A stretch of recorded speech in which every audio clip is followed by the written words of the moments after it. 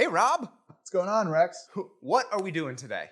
We are going to split up this wonderful red oak log and hopefully do a little draw knifing later on and make some back posts and front posts for this J. Alexander chair. So wait a second. We're going to split up that 400-pound log to make a chair. Yes, we are. Doesn't that sort of seem like killing a fly with a sledgehammer? Like, that can't be like the accepted way of doing this. There's got to be like an easier way.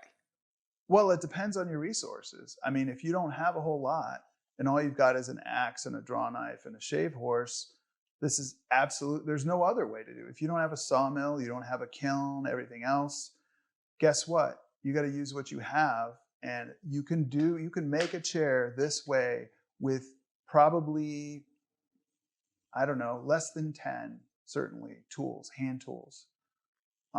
And if you live in rural Kentucky in the 1800s, that's the way you have to do it. Okay, now why aren't we just going to go ahead and put a wedge in this thing and go? What's this step here? My experience is scoring helps you get the cut that you want and get the split that you want, I should say. And when you just these wedges are designed to just shatter the wood they're for making firewood. They're not really for this purpose. So when you score the log first, it tends to then, for whatever reason, I don't know the physics of it, split on the place where you scored instead of just wandering off wherever it wants to go. So scoring's making a light cut. Exactly. Kind of like if you're sawing wood and you want to lay a kerf down that line, your saw is going to follow it. If we score, we're going to get a consistent, hopefully, line when we actually split. I'm just going to start. I think I'm going to start in the middle and work my way out. And hopefully my head won't be in the way as I'm doing this. I'll try to not do that. And I'm just going to...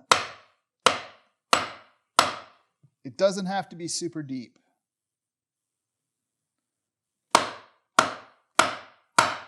The other way that this really helps you,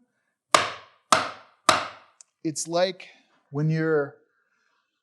I'm sure Rex has demoed this. If you make a knife line, if you use a knife to do all your marking for your mortises or whatever you're cutting, it's much easier to take the tip of your chisel and put it in that knife line, and then it's right where it needs to be. So by scoring this first, I got a lot more control here, and I'm going to make essentially a knife line in the log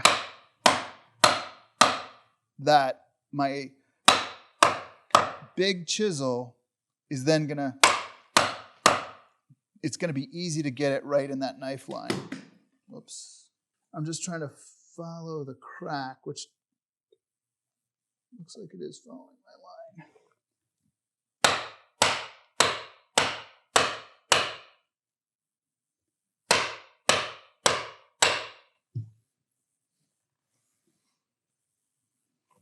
That should be sufficient. Normally, I would not be wearing safety glasses to do hand tool woodworking, but it's easy for a piece of this to chip, come flying off when I'm pounding on it, and I like my eyes. So I'm gonna use this. So I put this line here, and then I scored it here. There's a nice, decent-sized crack right here where the hammer is, right here where the sledge is. That's already open. That's where I'm going to start because I've already got a great opening there. Oh, this log is...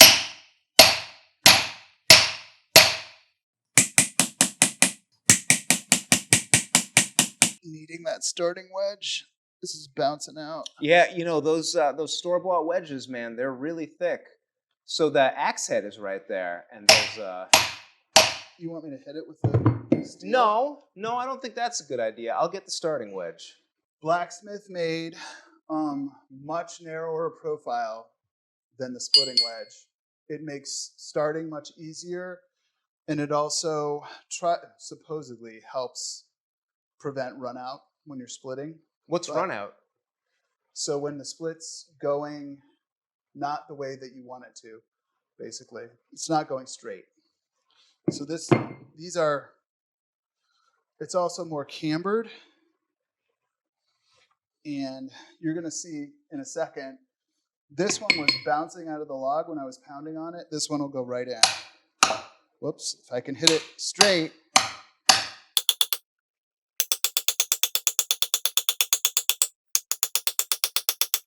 I said it was going to go right in, and it didn't.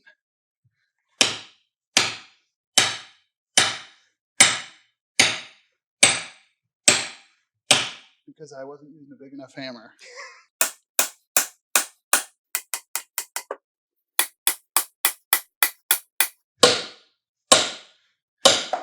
Oh, let's stop and you listen hear to it? Look, okay.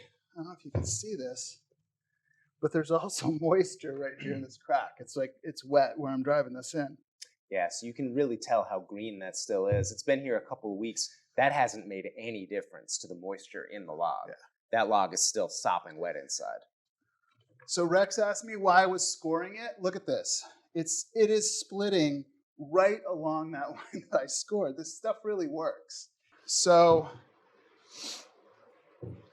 I think, well, the advantage of scoring and using a low angle, either an old axe head or this starting wedge, is obvious. Like I was having a really hard time with the splitting wedge.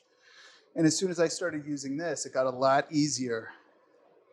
I mean, you can see that split. Yeah, I mean, look at how much it's split already. It's open up a couple millimeters just with that very low angle wedge. So what's your next weapon of choice here? You know what? The little one's not bad. Yeah, I might go with this one. Sharpen and reprofile the edge a bit from when I got it. I'm going to go with this smaller wedge. It's still a splitting wedge, but it's small. So I'm going to just stick it in the crack over here about halfway between the edge of the...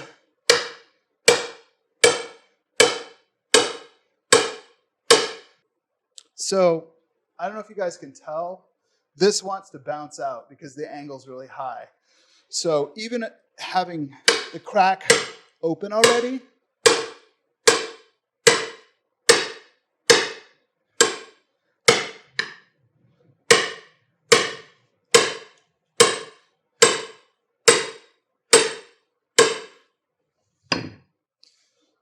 all right. Yeah, it doesn't want to go. So I might just have to ruin Rex's You might have axe to. head. I can live. It's fine. All right. The most important thing is safety glasses and no bystanders.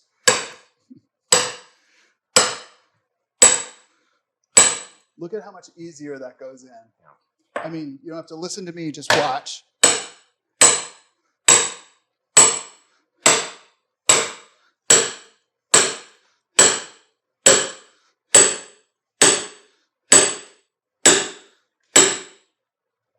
I mean, that split, look at that. And if you, you can listen to it cracking. You can see the split over here on the side starting. It hardly seems possible that you did that with two such narrow, an old axe head and a narrow little wedge. And it's still cracking, 30 seconds a minute after I stopped hitting it. Now, I feel like since we're getting pretty open, maybe now I could get this smaller wedge in there. I think that'd probably be okay. I can smell it. Can you? And it almost smells, it almost smells like burning. Yeah. Like the smell is so fresh, it smells like firewood. Mm-hmm. It's so crazy. Yep. Is it going? Yeah, it is. Sweet. I just want to point out how far we had to get it for this regular firewood wedge to work. Like this split is over ½ inch open, and finally this thing will go in. It doesn't matter how you sharpen them or profile the edge. If you've got a stubborn log, it's the angle, and you need something narrower.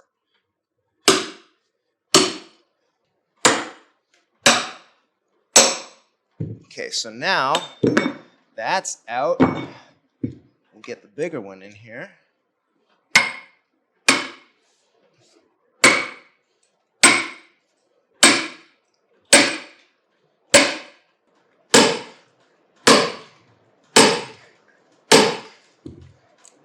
Now, do you think we should switch to Gluts? No, we don't have much of a split on the side yet. Drive that splitting wedge all the way in, and then we can start working the Gluts down the Then what we'll do is we'll take the splitting wedge. So drive it all the way in, or as far in as you can get it, and then we'll open it up more with the Gluts. Good. It's a little redneck, admittedly. For two relatively white-collar fellows, Yeah. we're doing this the redneck way.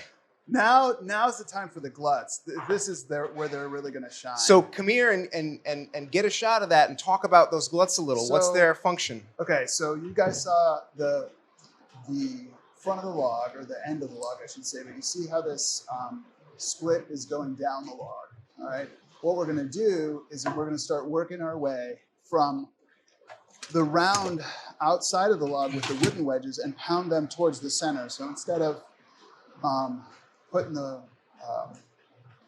wedges in from the ends, we're going to put them in from the sides, and then that's going to open up the crack, which we'll be able to take out that splitting wedge, move it to the other side, open the other side, put more Gluts in, and just work our way down the log.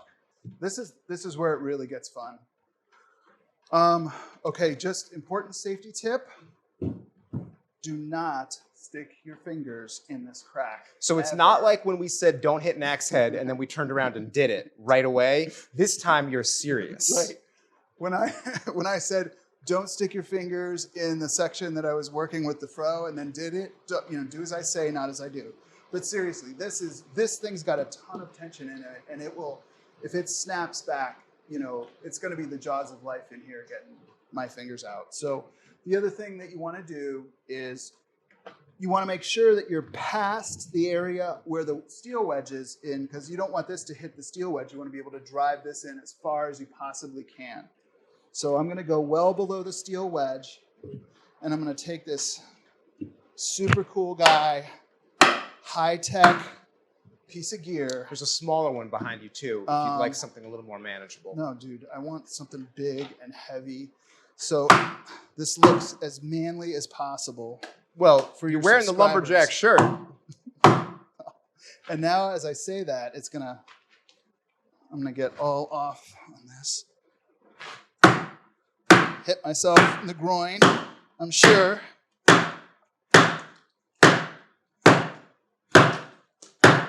Now it's really starting to sing.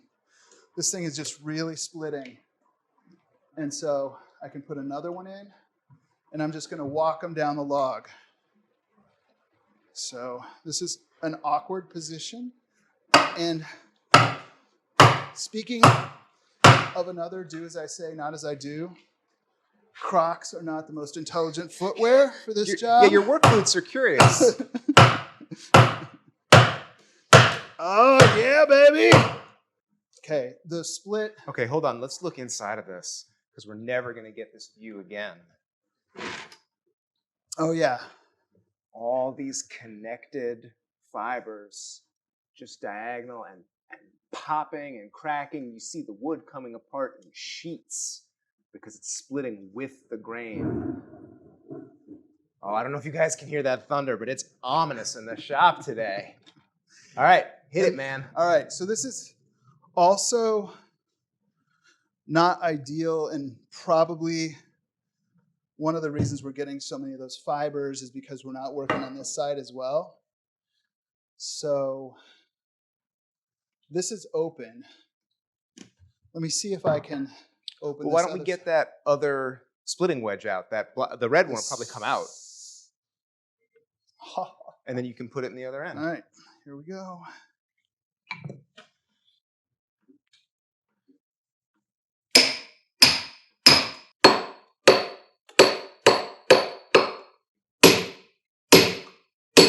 Why don't you sledgehammer that thing?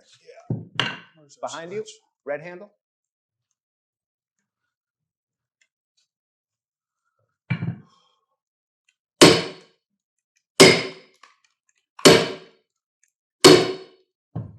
Okay, so what I'm going to do now, all the metal is out of it, out of the piece, and I'm going to come in with my hatchet and I'm going to break up these pieces without sticking my hand in there.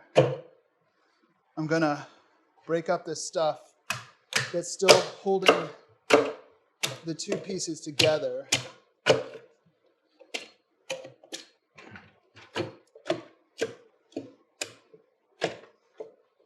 Okay, so now we're gonna roll it so we can get to the other side. Yeah. All right. You ready? Do you want me to help you push it? No, I don't. It's gonna roll on its own. Perfect. Nice. Okay, now the glut should go in here. This is the side that's not, hasn't opened up yet. See, that's the trick.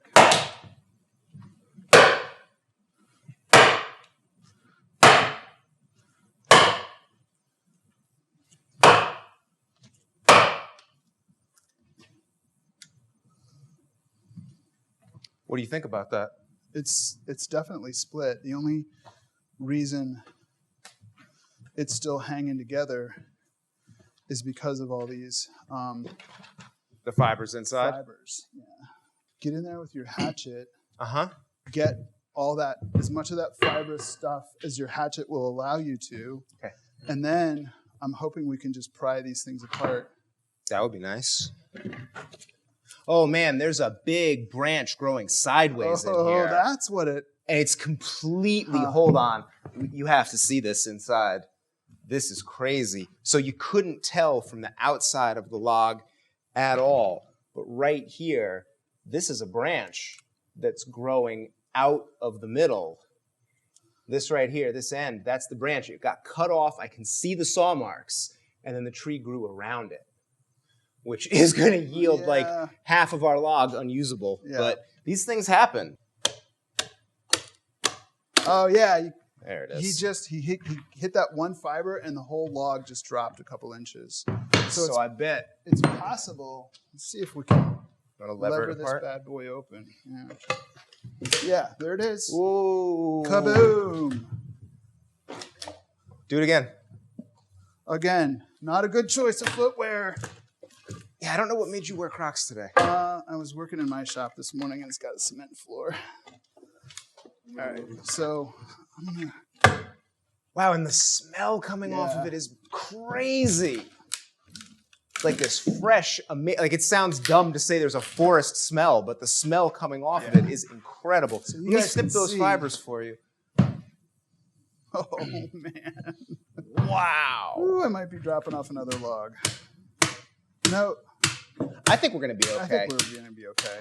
All right, so there it is, folks. That was it. Okay, so if you look at this side of the log, there's a little curve right here, but the grain is relatively straight. But you come over here, and it really takes this dip. And Rex was saying you can see the saw mark. You can actually still see the saw marks on this branch that was cut off, and then the tree grew around it. But you can see the grain is just really wonky around that knot. So, I mean, another tribute to the fact that this looked like a fantastic log from the outside, but you never know until you open it up.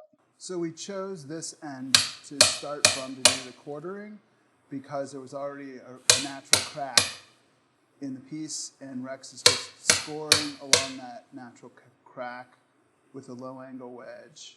And can I just say, I would never step between these two big pieces like this, except that it's blocked with a good piece of timber. These are still definitely big enough to hurt you. Right. And you want to make sure you're wearing Crocs when you do it. That's the way, and I wore sneakers today. I'm an idiot. So I'm just as bad as you. I should have work boots on.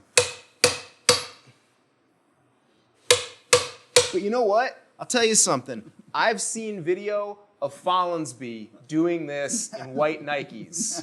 So if he can get away with that, I think we're going to.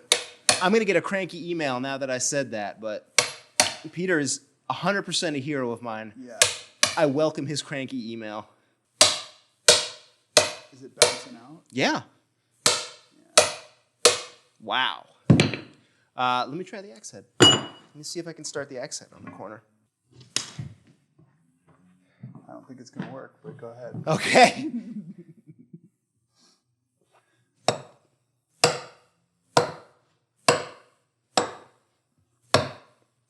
Oh, ye of little faith. Oh, not the first time I'll be proved wrong on this build.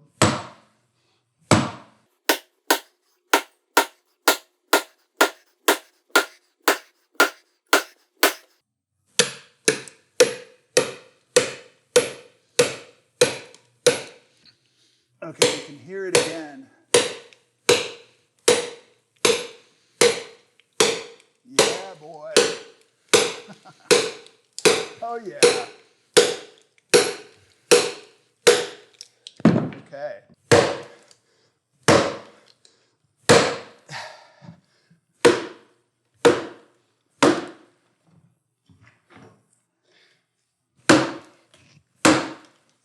I just want to point out, this is a dogwood mallet, and it's getting chewed up a little, but it's really fine. Dogwood is a great wood for this, and this was just dead in my neighbor's yard. Yeah, and he's hitting metal with it too. It's okay. It's actually better that that fell why out. you wear safety glasses. Because now I can switch to a real splitting wedge.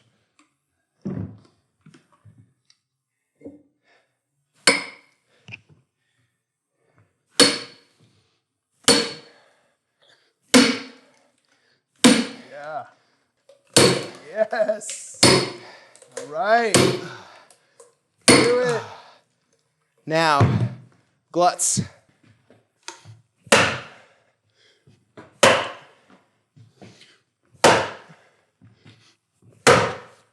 It's pretty open. Yep, good. That's it. There it is.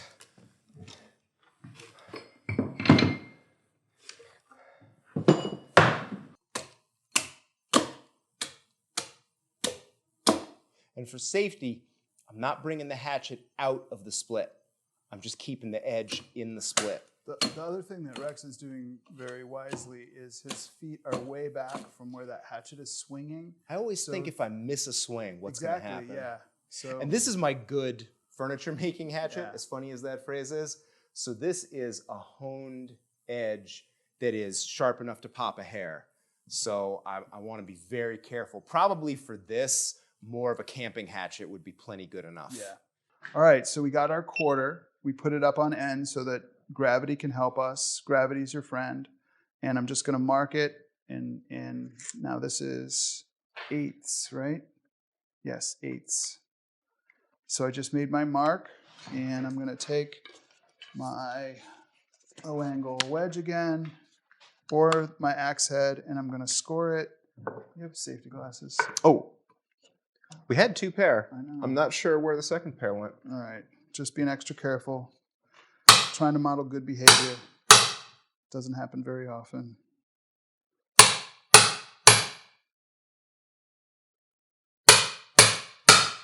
It's much easier to do this when it's up like this and you got a floor underneath you.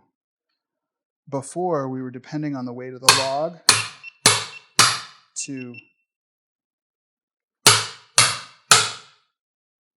Now, listen, you're still using wedges. Why don't you go to a fro now? Anybody in Rex's audience who can send me a video of themselves splitting a log this size with a fro, I will personally reimburse. I'll buy you 6 froes if you can do that. A log this size. It's got to be at least 20 inches in diameter. Yes, 20. So what's even half this size? Why don't you show the fro real quick? So fro is a great tool. Don't get me wrong. I love the fro. It's great. The value of the fro is its control in controlling the crack, and you can see, look, the fro's got a super narrow angle on it. I mean, way more narrow than even this super narrow wedge, right? And so you're not going to get a lot of splitting action with the fro. The splitting action comes from getting it in there and levering it, which is fine, but to lever a piece this size, you'd really have to manhandle it. So I don't know, maybe some of you can do it, but please send us a video and I'll buy you a couple of throws. So we're still in wedge territory is what we're saying. We're absolutely still in wedge territory, I think.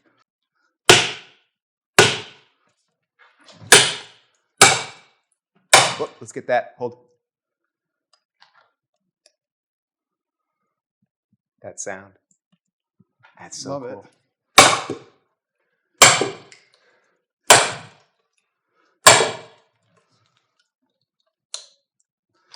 I spent a lot of time scoring it, and it's a really nice straight split. So it really split right on your score line. Yeah, I mean, look at that. Yeah, and there, you can see In that. fact, There's magic marker on both sides. You split the line. Look at that. You're a real woodworker. You split the line.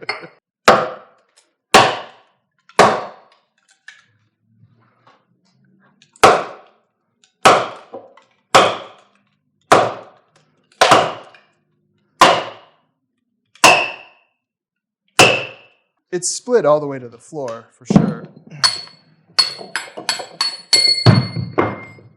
Cool. So we could take the sledge and send that in a little deeper. It's Apple. It'll take a couple of serious hits. I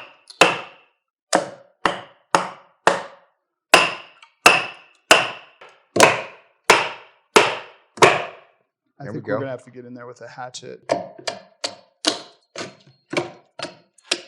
Again, my leg back behind what's going on. If I miss a swing, there's no part of me in the way.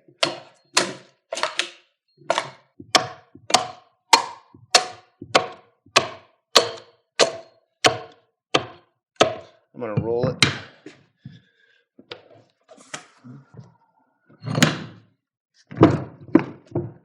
Yeah, that's our problem. It's right here.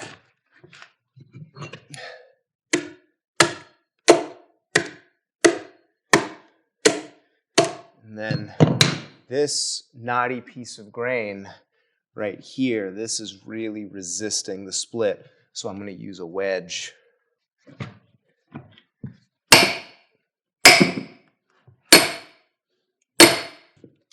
Oh, woo! That is prime stock right there.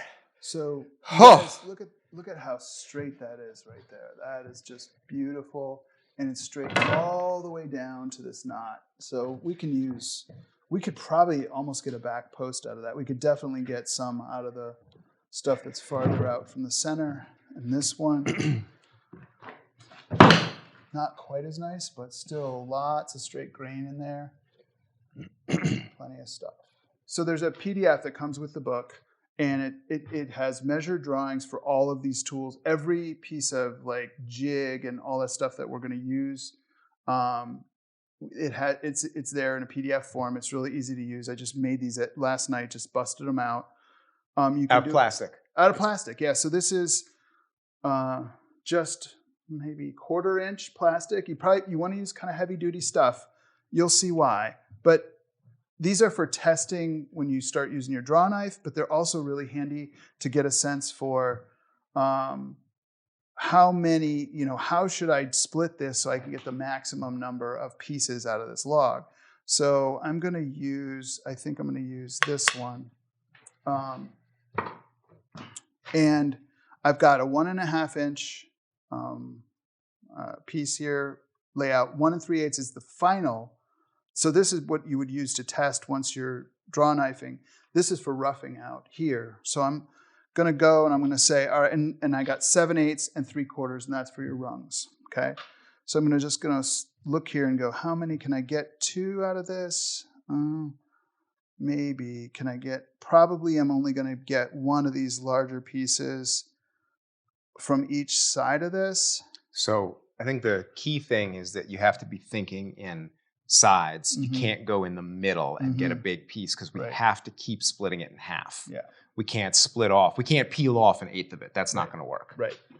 So I'm guessing, okay, if I split this down the middle, I can get a long post.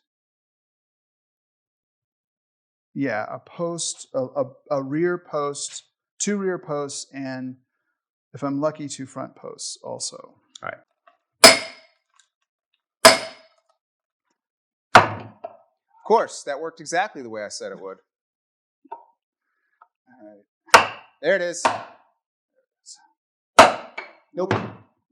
What did we mark out right before this? So what we did is we marked out 1.5 inch sections on this, and what I probably should do is split it here. That might make more sense. The rule is always in halves, but Right. I defer to your wisdom here. I'm going to try it here. See. Oh, let's get the Pro Club. Hold on. Oh, yeah. Okay. Oh, yes. Okay. Right tool for the job. Yeah. All right. So look, you can already see. Look at how big that crack is already, and I'm just this narrow thing. So I'm going to see if I can lever it, which I can. Right There off. you go. Look Amazing. at how straight that is. Super straight. Straighter than I can saw. All right, what I'm going to try to do now is split this right down the middle this way, and I'm going to try to get 2 1.5 to 1 3/8 pieces out of it.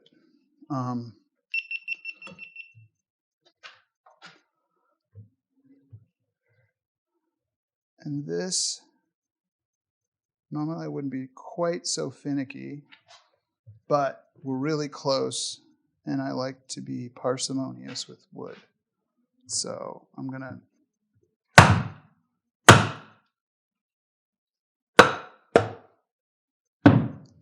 now. Yeah, that split's running out. Yeah, the split is running out. I don't know if you guys can see it. It's going this way. So is now a good time for the riving brake? It is. Stop. What we're doing now on this piece is we're splitting the sapwood off of the heartwood. This sapwood is not usable for chair making, and so it's considered just junk. And normally I wouldn't necessarily care about this particular brake or this particular split, but we're going to use it to demonstrate the riving brake. So the split is running up out of, I want it to dive back down into the heartwood, towards the heartwood, because it's coming out to the surface. And so what I'm doing is I'm going to take this rear piece and I'm going to do what I told you not to do and stick my fingers in the crack. And I'm standing on this, so I got plenty of leverage, and I'm going to apply pressure to the very bottom of this. I'm going to brace it against that bottom pipe, and then I'm going to, okay, and I can see that my split is turning this way because I'm putting pressure on the outside, okay?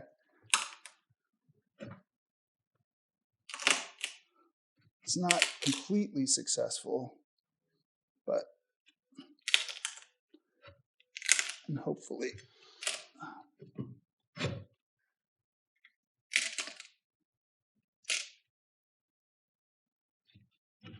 Let's turn it around and see if I was wrong.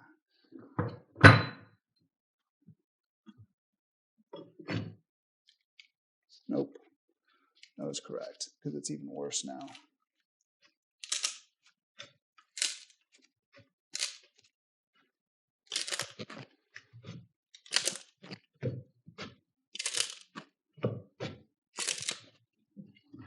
But basically, that's not a great demo of the riving brake because it didn't do what I wanted it to do. But that's kind of how you use it.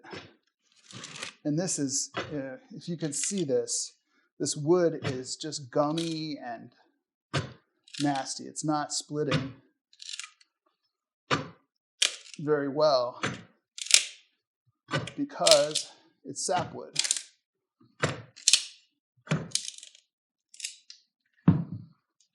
So Rob and I are taking turns a little bit here because we're old and we can't work for that long. So he's done amazing work getting the piece down here, but we've got some of that sapwood left over, and I'm just going to hew that off right now.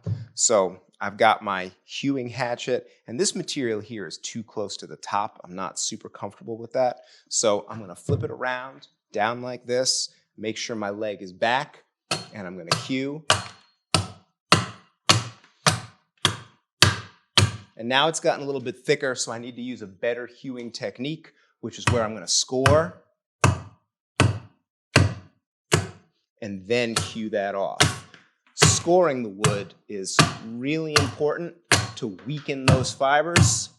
And of course, I'm on kind of a bouncy wood floor here, which isn't ideal, but I am able to get most of that sapwood off with a little hewing. That was a lot of work. Yep. Let's just run through, like, what did we accomplish today? We got the log open, which is a big deal. And then what else?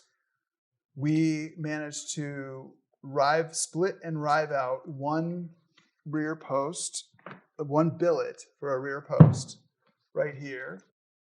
Should be about 1.5 inches by 1.5 inches. It's relatively straight. There's a little bit of a curve on one end of it.